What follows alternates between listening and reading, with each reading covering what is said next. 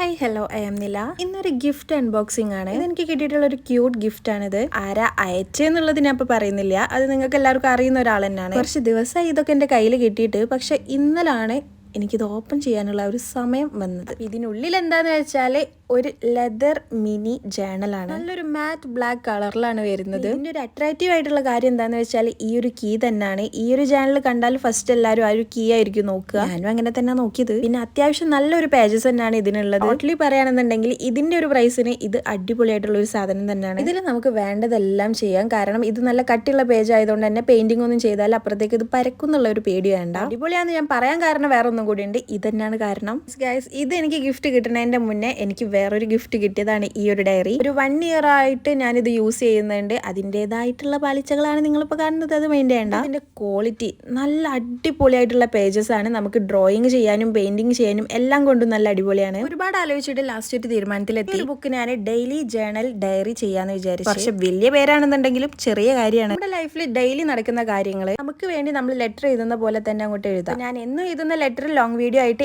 Daily post ചെയ്യുന്നതായിരിക്കും. ഇഷ്ടമാണെന്നുണ്ടെങ്കിൽ നിങ്ങളും വീഡിയോന്റെ കൂടെ ചെയ്തു തുടങ്ങാം.